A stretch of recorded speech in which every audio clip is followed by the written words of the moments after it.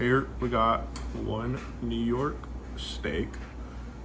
Pretty good. This recipe will also work for ribeyes and most other steaks. So right here, we're gonna season the steak. We're gonna use a little bit of salt and pepper. Preferably these will be fresh ground. Salt doesn't really have to be ground or not. It won't enhance the flavor, but fresh ground pepper will enhance the flavor, which is good and what we want. So we're gonna gingerly salt the steak like so.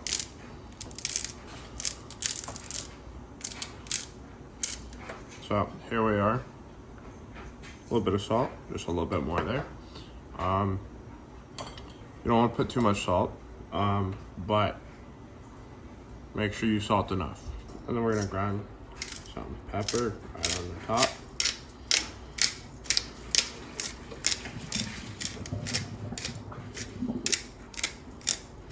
Go heavy with the pepper, in my opinion. It makes a much better crust on the outside, and that's what you want on a good steak. You're gonna wanna get your tiny tongs because these are the most important tool in the kitchen. Flip that over. That way you can be food safe while you're seasoning. Salt on this side, do it just a wee bit more.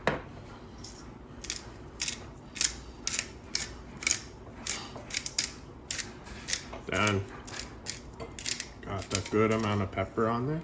Pat it in a little bit because we're gonna flip it on the side and we don't want it to all come off. It is important that you do season the side of your steak.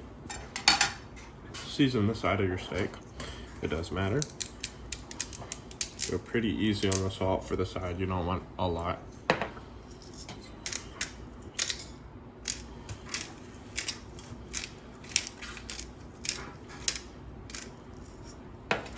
Gonna pat that in a little bit. And then for the small ends, we'll just use the dusting from the plate to season the small ends.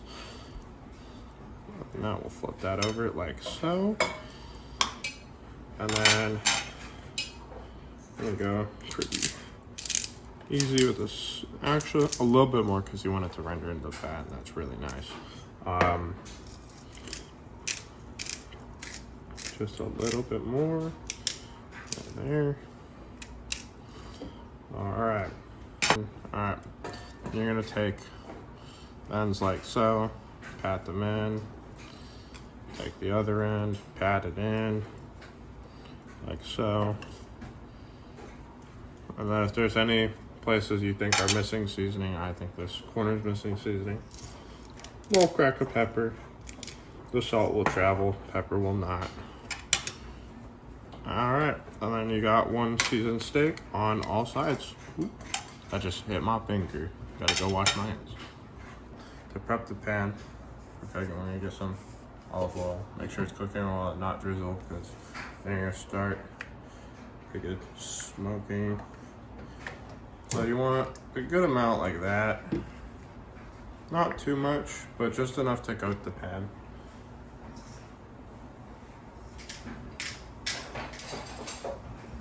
Then we're gonna wanna take a little spatula, get that around the pan like so, without any heat.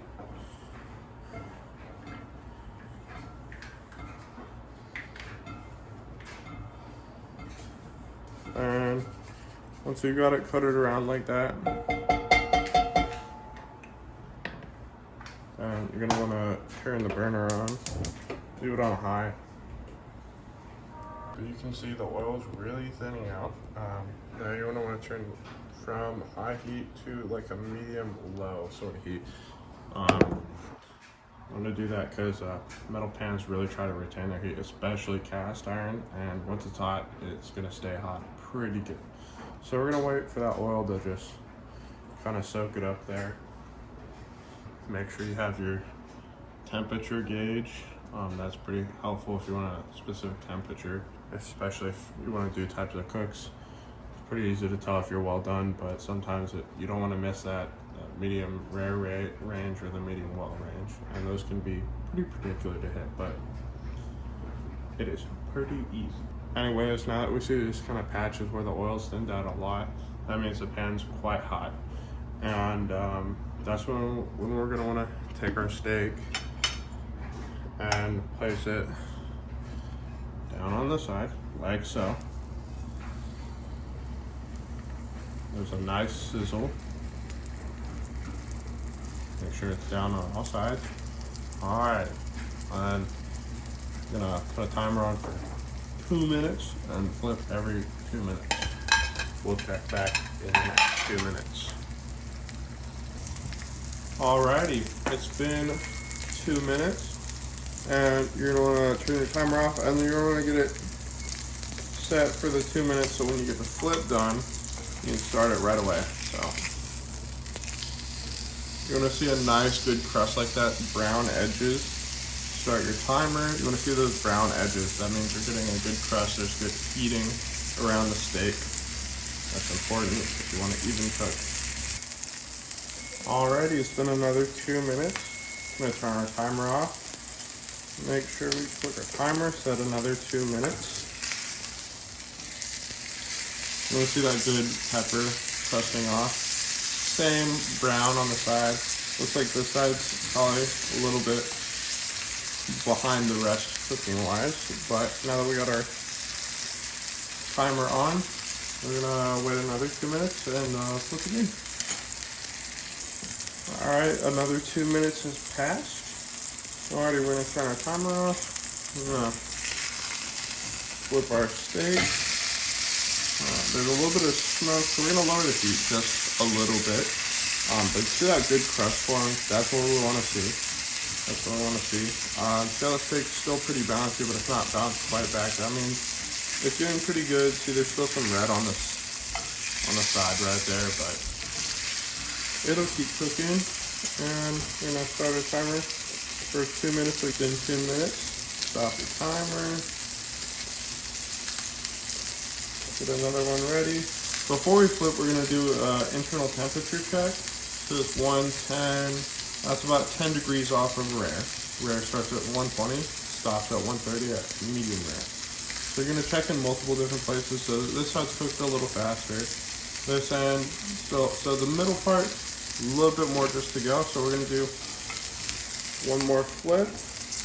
But at about 4 flips of 2 minutes, you should be mostly in the cook range, especially if it's a thinner steak, because this one's thick, it's gonna take a little more to cook. But 4 flips, definitely check your temperature.